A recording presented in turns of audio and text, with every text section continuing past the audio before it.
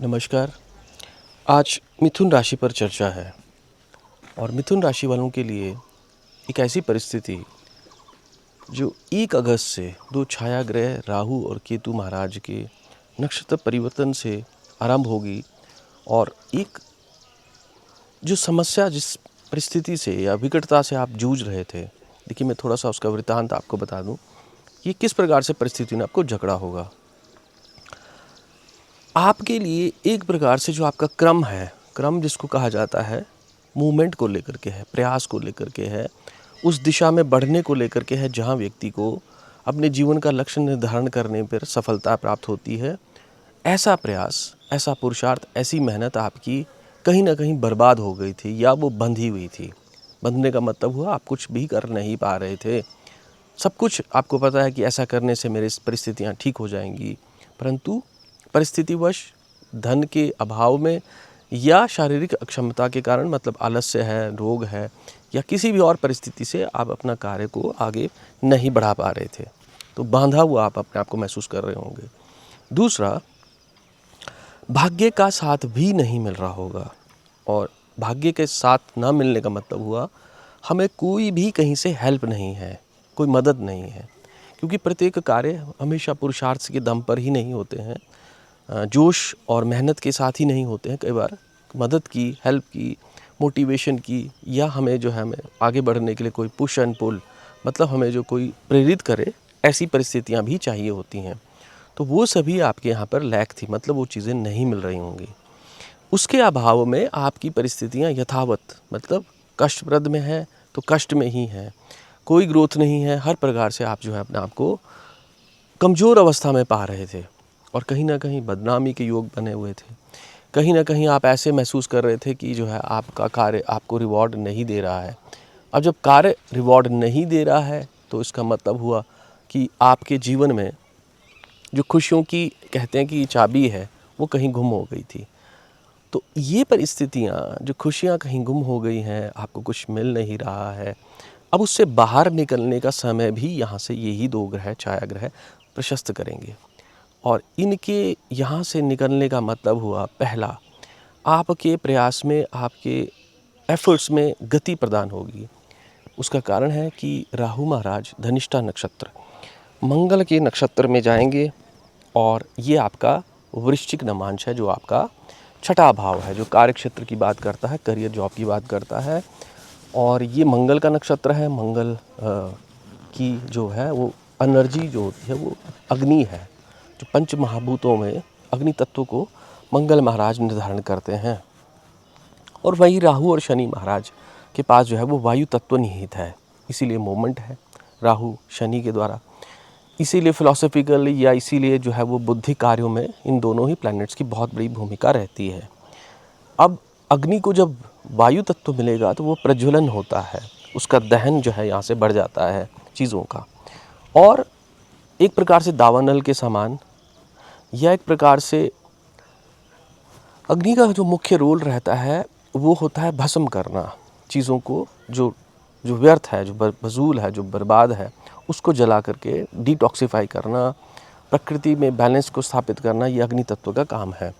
अब इसी की वजह से आपके जीवन में, कार्य क्षेत्र में, वर्क प्लेस में जो विकट समस्याएं थी, जो परिस्थितियां आपके अनुकूल नहीं थी, वो समाप्त हो जाएंगी। और उनके समाप्त होते ही आपको जो है वो नया कार्य मिल रहा है, नई जॉब मिल रही है, शत्रु पक्ष आपका कमज़ोर हो रहा है। विद्यार्थियों के लिए बहुत अच्छा समय रहने वाला है। बौद्धिक कार्य जो करते हैं, मस्तिष्क से संबंधित कार्यों से जो प्रयास करते हैं, उनके लिए बहुत अच्छी खुशखबरी है। इस समय जो है आपके प्रयास सफल होंगे, सिद्धि प्राप्त होगी आपको यहाँ पर। वकालत के क्षेत्र से जुड़े हैं, एडवोकेसी है, न्याय प्रक्रिया से जुड़े हैं, लॉ इंस्टीट्यूशंस, कोई भी इस प्रकार से जुड़े हुए लोगों के लिए भी इस बहुत अच्छा समय यहाँ पर नजर आएगा। छठे स्थान शत्रु पक्ष को कमज़ोर करेंगे मंगल महाराज की इस परिस्थिति से। और वहीं पर जो आपके ऊपर कर्ज है, कर्ज मुक्ति के मार्ग भी यहाँ से यही ग्रह आपके लिए प्रशस्त करते हुए नजर आ रहे हैं। अब इसी परिस्थिति में जब हम आगे बढ़ते हैं तो केतु महाराज की परिस्थिति भी आपके लिए एक बहुत अच्छी चीज़ों को निर्धारण कर रही है। और केतु महाराज आपकी जन्म कुंडली में वर्तमान परिस्थिति में जो नज़र आएंगे वो आपके 12वें भाव में, क्योंकि ये मघा नक्षत्र में दूसरे चरण में है। और मघा नक्षत्र के दूसरे चरण का मतलब हुआ वृषभ नमांश, जो आपका 12वां भाव है। तो व्यर्थ के खर्चे, व्यर्थ की बदनामी, फजूल जो भी चीज़ें अनवांटेडली आपके पास से दूर जा रही थी, जिसके लिए आपने इतना प्रयास किया था, तो वो वापस मिलने का समय है। तो संबंध बनते हैं। केतु, जैसे मैंने कहा, नई शुरुआत करता है। शनि, मघा, मूल 3 नक्षत्र हैं केतु के।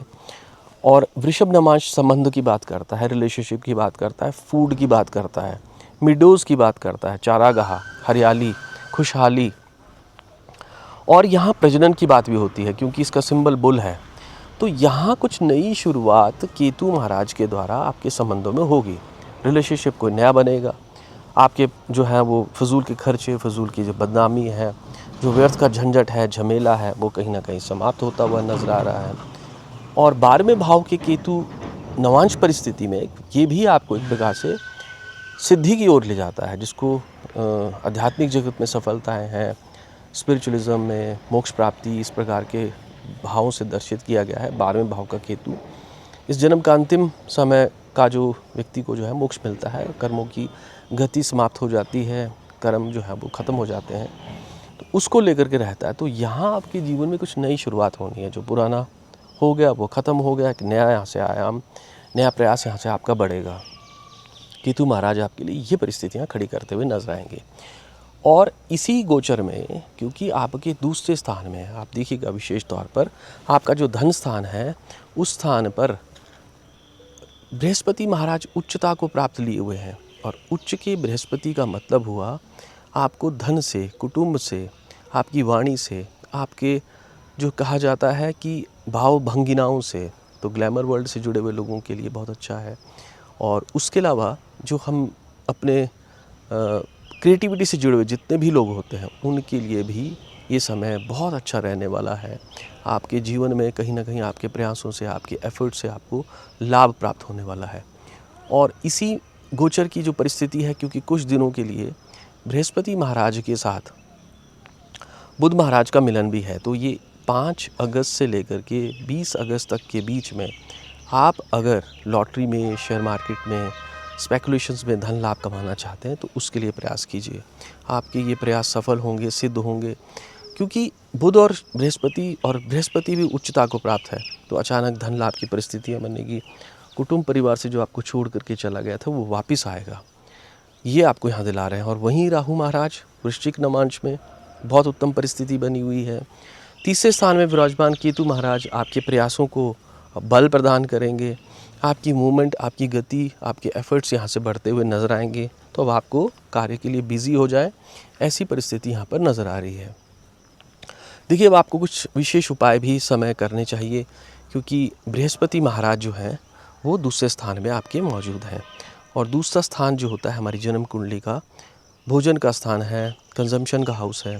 तो जितना मिष्ठान भोजन, मीठा भोजन, मधु आप इस प्रकार से सेवन करके अगर आप कार्य की शुरुआत करते हैं, तो आपको विशेष लाभ होगा। एक तो ये रहा। दूसरा, आपको विष्णु जी की विशेष तौर पर आराधना करनी चाहिए। विष्णु सहस्त्र नाम का पाठ करें। और केतु महाराज और राहु महाराज से शुभता प्राप्त करने के लिए आपको झंडे का दान करना चाहिए, गणेश अथर्व स्तोत्र का पाठ करना चाहिए। कुष्ठ आश्रम में, अंध आश्रम में जो है वो दवाइयों का दान करें। भोजन, फल आप इस प्रकार से दान करेंगे। और सावन का महीना है, तो भोलेनाथ पर जलाभिषेक करने से कष्ट क्लेशों से मुक्ति मिलती है।